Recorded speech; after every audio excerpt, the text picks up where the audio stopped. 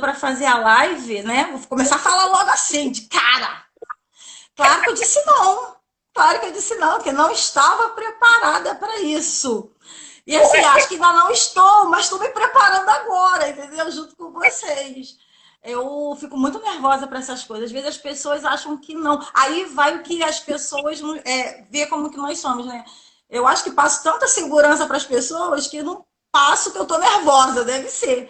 Mas eu fico super nervosa de falar no microfone, principalmente, que eu acho minha voz uma voz de taquara rachada. Enfim, eu falo rápido, principalmente quando estou nervosa. Mas aí depois, né, essa pessoa faz lá um stories, aí fala de mim, como que eu vou negar isso, gente? Ela vai lá, paf, uma flechada no meu coração.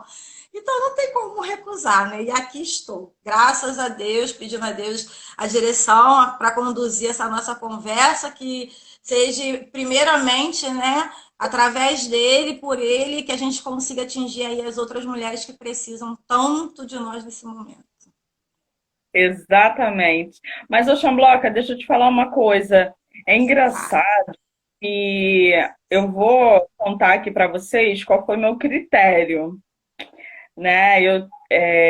Eu conheço muitas pessoas, né? Conheço muitas pessoas. Algumas já são minhas amigas, né? Como você se tornou uma amiga. Mas eu conheço muita gente. Então, assim, não é uma questão de escolher um e outro. Eu lá uma foto minha lá de trás de quando eu me formei, de qual foi o meu sentimento, e quando eu olho para aquela foto e tal. Muita gente interagiu, pessoas mandaram mensagem no direct, algumas pessoas comentaram, e você foi uma delas. Então, assim, todas as mulheres que eu conversei essa semana, elas têm como se diz, esqueci a palavra agora. Elas têm uma similaridade comigo. Então, assim, Afinidade, né? e não só uma questão de proximidade, mas assim, por exemplo, eu era muito medrosa, muito medrosa. Então eu entendo perfeitamente quando você me disse não, por isso que eu, assim, recentemente tentei dar uma empurradinha, porque, tipo, ela pode, cara, ela pode vir, ela pode fazer bem, e a história dela eu tenho certeza que vai inspirar outras mulheres, então eu acho extremamente importante. E aí eu também tenho muita dificuldade com a minha voz. Hoje eu já lido bem com ela, mas ela ainda fica assim, às vezes, quando eu ouço os meus áudios, ou quando eu vou ouvir a gravação da live, ainda bate a minha porta assim, ai, que voz estranha. E aí eu faço um exercício, né? Tipo, é a minha voz, ela não é estranha. E se for estranha, é ela que eu tenho. Fazer o quê, né? Então, por que que eu estou dividindo isso com você e com essa turma linda aqui que está aqui com a gente? Porque a gente tem as nossas estranhezas, sim, e por mais que o outro ache que não seja, se para nós é estranho, a gente tem que aprender a lidar com isso, sabe? Porque todas as vezes que eu estive com você nos eventos, ou que você teve a oportunidade de desenvolver o seu trabalho, sempre foi com muita excelência. Então, o momento é esse, de dividir com outras mulheres que ainda têm mais limitações. Sabe, Xamblock, existem mulheres que têm muita limitação mais do que nós, como eu já tive muita limitação muito maior do que as que eu ainda tenho. E Uhum. com certeza você já teve muito mais limitações, coisas que já por algum motivo te pararam. Então hoje eu vejo que até pela tua experiência, a tua caminhada, pelas capacitações que você tem buscado fazer, você tem se desenvolvido. Então já é hora de dividir. A gente não precisa estar rica ou ter muito para dividir. O pouco que a gente tem, a gente já pode dividir. Por isso que você é uma das convidadas, porque aí você foi lá e comentou na publicação. Você lembra? Eu lembro. Lembro. Escreveu. Lembro perfeitamente. Então, o que que acontece? Na Doca tem muitas mulheres que ainda estão totalmente engessadas, sabe? Então, agora é a hora de você dividir comigo e com essas mulheres. Calma aí que deu boot aqui, tá, gente? Ai, meu Deus. O meu celular, eu sumi. Ah,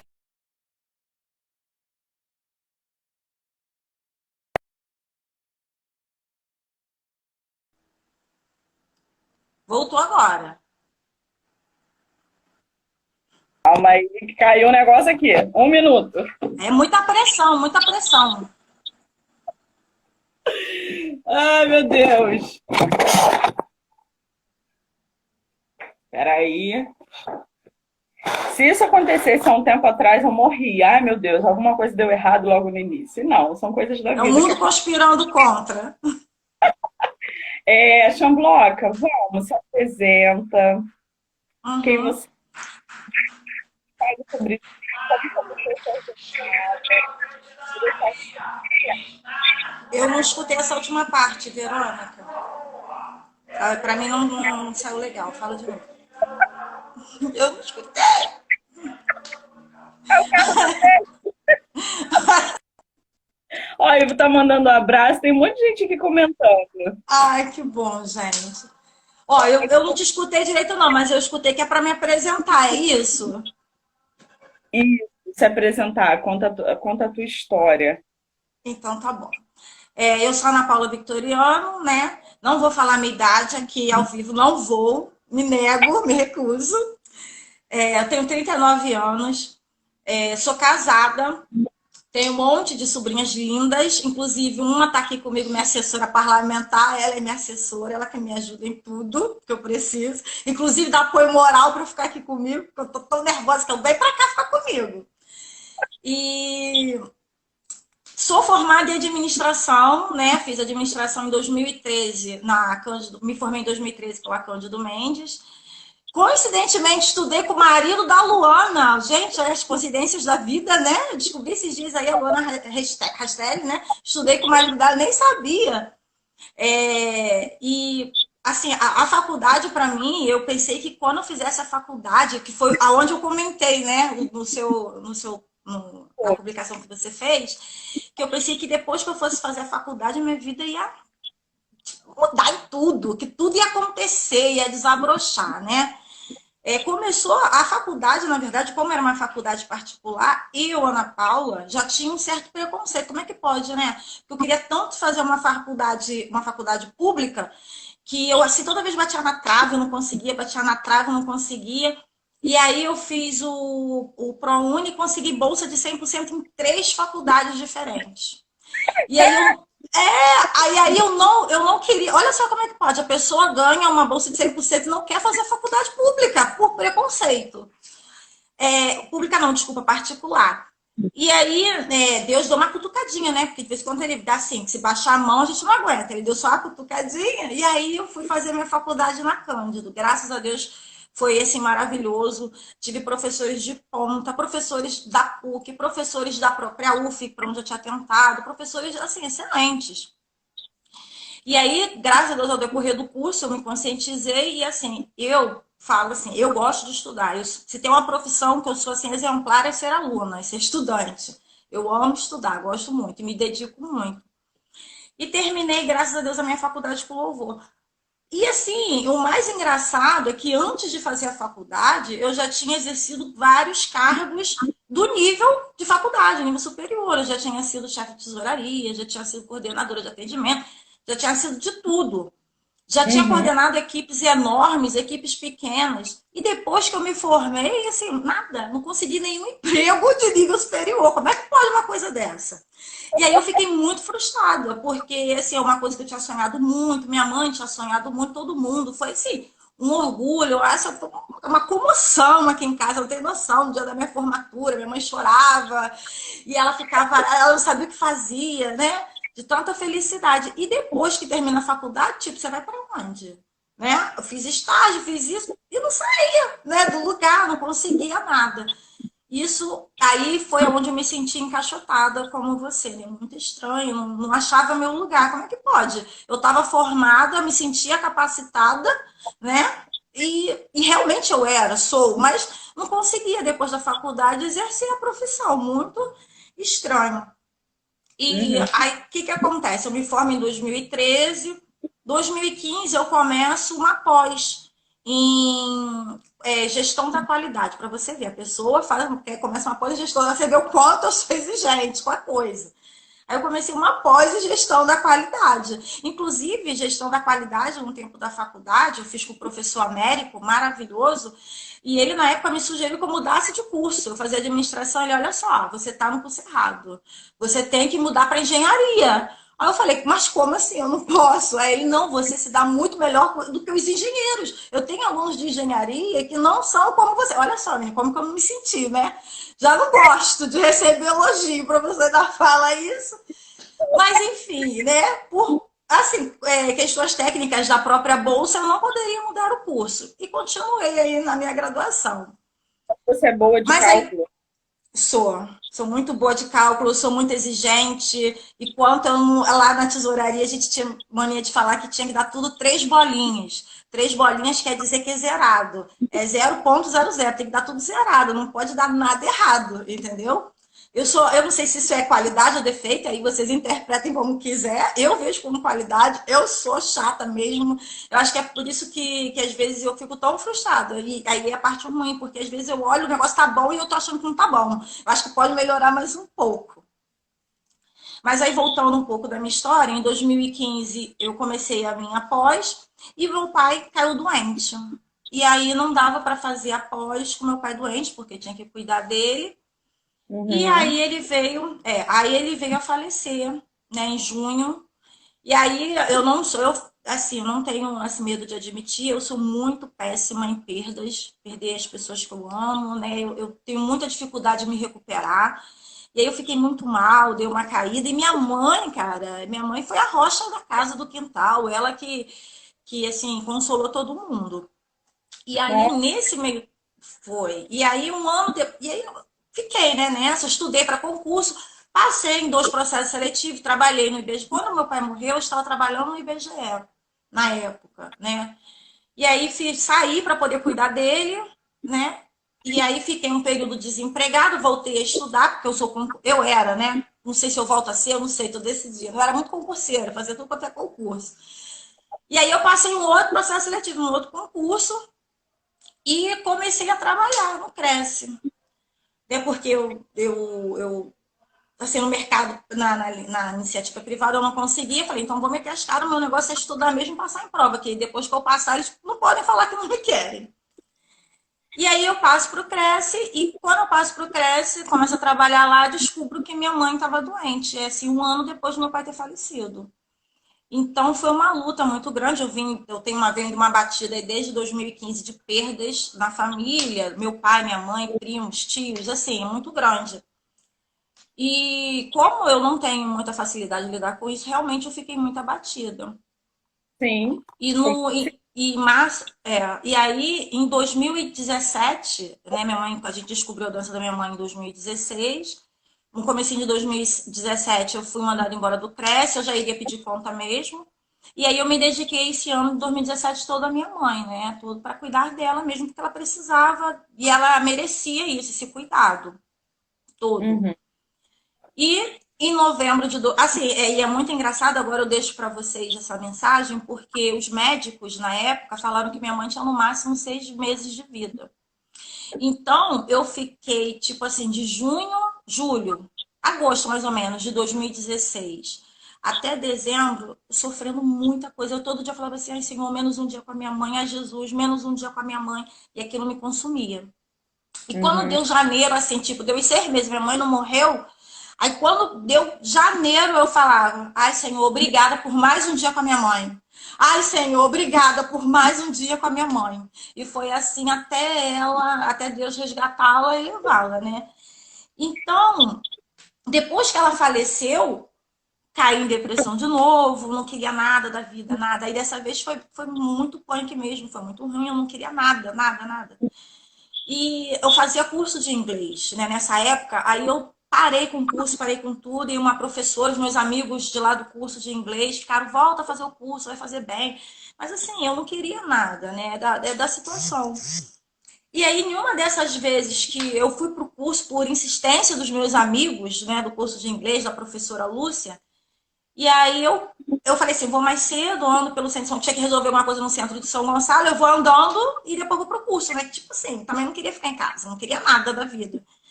E foi quando eu dou de cara lá no Partagem, pá, fico lidera mulher, né? E aí eu olho aquela vitrine linda, maravilhosa, das artesãs, aquele monte de trabalho, tô ali olhando, sem pretensão nenhuma. E um anjo, que eu não sei quem é, mas é um anjo que Deus enviou para minha vida, me aborda e me pergunta se eu gosto de artesanato, se eu faço, se eu queria fazer curso. Na hora eu disse que sim. Claro, você me sem graça falar que não faz nada da vida, que não quer nada? Claro que não, né? Aí eu falei, não, faço sim, trabalho com isso sim. E aí me convidou para fazer as oficinas do Sebrae no Lidera Mulher. E aí que minha vida começou a mudar, começou a ir para o lado empreendedor, foi aí. E eu comecei a fazer os cursos no Sebrae, né? Fui lá, fiz minha inscrição, comecei a fazer os cursos no Lidera Mulher, né? Que é um projeto da Prefeitura de São Gonçalo, liderado lá pela Paola, coordenado pela Paola. E lá eu me descobri, né? Graças a Deus. Eu falei assim, vou entrar com artesanato. Porque eu sabia bordar ponto cruz, já trabalhava com isso, vendia toalhinha bordada, vendia lacinho de crochê. Então eu falei, então eu vou trabalhar com bordado. Comida tem tempo, é perecível, tem que sair correndo para vender rápido. Eu não tô com tempo para me estressar com venda. Eu pensava assim. E aí comecei a trabalhar como artesã, né? Mas assim, lá foi tão maravilhoso que o professor, agora a gente não lembra. Se tem alguém aí que era do Lidera, lembra o nome do professor, fala aí, que eu não lembro. E aí a gente, nas oficinas, falando e falando do que você gosta de fazer, com o que você se identifica a fazer, né? E todo aquele processo. Gente, eu vi que o bolo tá na minha vida, está e sempre esteve na minha vida. Né? Lá no meu ensino médio, quando eu não tinha dinheiro para poder ir para a escola, eu estudava na Aureliano Leal, lá no Ingá. Então, eu saía do Apolo, do Marambaia, para ir para o Ingá estudar. Eram duas passagens, não tinha esse negócio de bilhete único, estudante, não tinha nada disso naquela época. E eu tinha que pagar passagem, não tinha, tem uma certa época da escola que eu não tinha mais dinheiro para pagar passagem. Eu pedi ajuda à assistente social da escola e ela tá, tipo, vou te ajudar, mas não fez nada. Então, eu, assim, um colega meu deu uma ideia, pô, ninguém traz nada para comer, ninguém traz nada para fazer. E eu cheguei em casa e falei com a minha mãe, e minha mãe, não, vamos fazer um bolo e vamos levar para vender. E na mesma hora. Aí minha mãe fez, começou a fazer bolo e eu comecei a ir para a escola para vender. Então, quer dizer, lá atrás eu terminei meu segundo grau por causa do bolo. Assim, durante essas oficinas do Sebrae, essa memória afetiva voltou, sabe? Tudo isso. Essa minha história com bolo, de sair para vender. E eu não era empreendedora, aí vendia, para você ver. Nunca quis ser. E dava meu jeito, né? Dava meus pulos. E aí eu falei, cara, a comida tem muito mais a ver comigo, comida em específico bolo, né? Porque todo mundo que vem aqui em casa, minha mãe fazia bolo. Ai, o bolo de tia Lourdinha, aquele bolo de cenoura, o bolo da minha mãe de cenoura é espetacular, não chego nem aos pés, gente. Meu bolo é bom. Mas assim, eu não sei se é porque minha mãe fazia, né? Eu não sei, era uma maravilha. Então, essa memória afetiva me fez ver que eu tinha muito mais a ver com a culinária, com o bolo, do que propriamente dito com a parte de artesanato. Isso mesmo, o Vitor, foi o Vitor, o professor Vitor lá do Sebrae. Mas E você vendia laços, alguma coisa assim, antes do bolo aí? vendia de laços, mas feito de crochê. Era lacinho feito de crochê, florzinha, borboletinha feito de crochê. E bordava toalhinha para as crianças, toalhinha de lavabo. Eu só bordava lavabinho para as crianças levarem para a escola. Eu bordava. E aí, Fala. Aí depois e veio a aí história do segundo grau. isso. Isso. E aí, durante as oficinas do Sebrae, eu me descobri nisso. E aí eu comecei já, durante o curso, a começar a produzir. Eu larguei o artesanato, deixei minha esposa. Tem uma caixa lá de troço de artesanato, que de vez em quando eu mexo, porque sinto saudade. Mas aí eu me enfiei na confeitaria. E aí comecei a trabalhar com bolos caseiros, né? E foi aí quando aí terminou o curso do Sebrae, teve a nossa formatura foi maravilhosa, agradeço profundamente a quem organizou, foi ao ápice, né? Foi muito bom. E aí eu comecei a trabalhar mesmo com a parte de confeitaria. E aí fui me aperfeiçoando. Aí falei com umas amigas, falei, gente, eu não sei fazer nada. Tipo assim, eu sabia fazer bolo, fazia coisa para casa. Mas as pessoas, assim, eu não sei, gente. A gente acha sempre que não sabe fazer nada, né? Aí as pessoas vinham pra cá comigo, gente, quem fez? Quem? Eu falei, fui eu. Nossa, você tem que vender. E assim, eu não achava que eu fazia tão bem assim, bolo, salgadinho, essas coisas. Mas aí eu me enfiei nessa, fui. Eu não tinha outro jeito também, até porque eu tinha tentado voltar para o mercado de trabalho, o mercado de trabalho também não me queria. Eu botava currículo, ninguém chamava nem para entrevista, entendeu? E eu tava ficando mais frustrada ainda, entendeu? Porque eu não conseguia ser chamada nem para entrevista. Falei, gente, meu currículo, eu olhava assim, gente, um currículo desses, como é que pode uma pessoa tão capacitada, ninguém chama nem para entrevista? E aí eu já tava ficando mal. Entendeu? Eu já tava ficando muito mal com isso. Falei, então eu vou fazer alguma coisa para mudar. Eu vou trabalhar para mim mesma, você é minha patroa, fazer o que eu quero, a hora que eu quero, eu me mandar. E Ô, aí, Charlotte, só um minuto para gente ajudar aqui os comentários que uma menina tá. perguntou, que você conhece.